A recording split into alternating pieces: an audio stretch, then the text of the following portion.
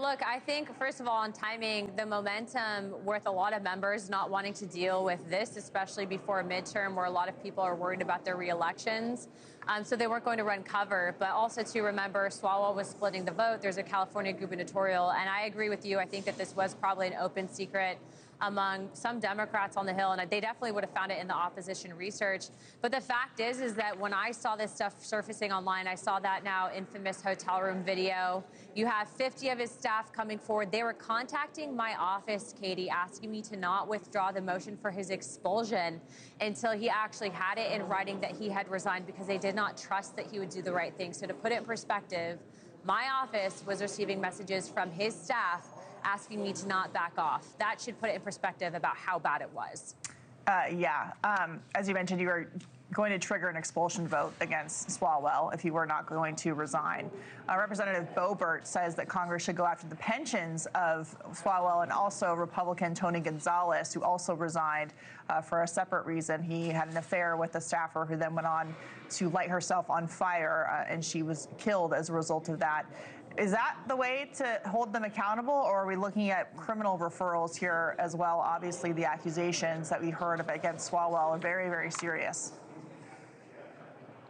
Well, look, I think right now Swalwell has multiple criminal investigations. He has, obviously, New York, California DAs, and then also I think the DOJ is looking into him specifically because a lot of people forget, yes, there was issues of, obviously, him potentially with the rape accusations, et cetera. But then there's also this issue and aspect of, was he leaking classified information? The FBI had been documented to counsel him once before to be careful with that.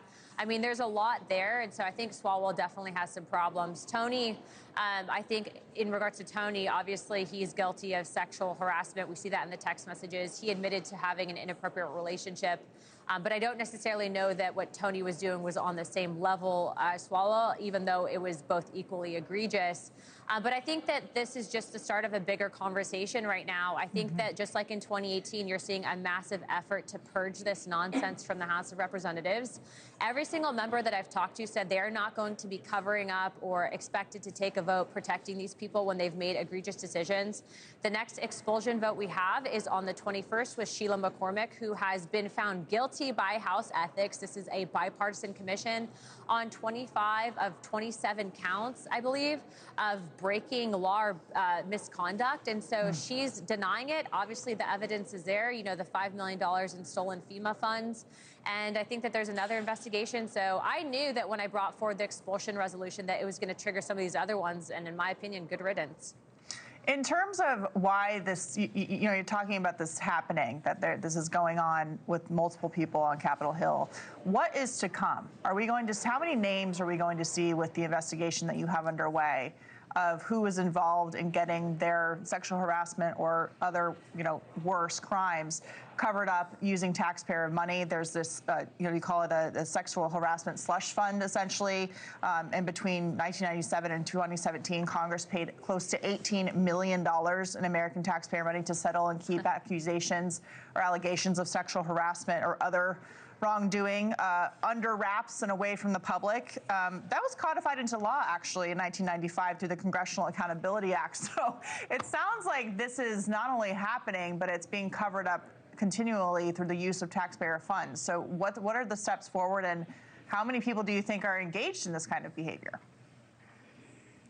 Yeah, so I'm super happy that you brought that up, because when Nancy Mace made the motion to actually bring up the exposure of the slush fund, it was overwhelmingly voted down by over 3/4 of Congress, both Democrats and Republicans. They did something that they always do with these tough votes. They referred it to ethics, and we all know in ethics it's where it goes to die unless you have a massive pressure campaign, for example, in the Sheila McCormick case, where we're saying we're not going to, you know, this has been like 3 years in the making, we're not going to serve someone stealing money. But the point is that I actually voted to release those funds. They killed it on the floor, both parties did. And then ultimately the same motion was made in House Oversight, of which I stood on, and I finally lost it, Katie. I said, you guys are covering this up. We had a member of Congress whose staff lit herself on fire.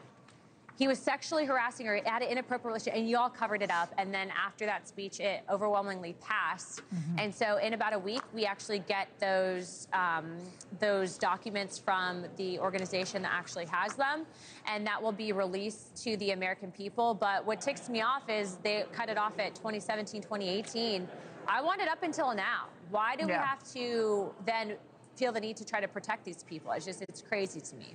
Thank you for watching. Subscribe below and download our NewsNation app right now on your phone, and you will get fact-based, unbiased news for all Americans.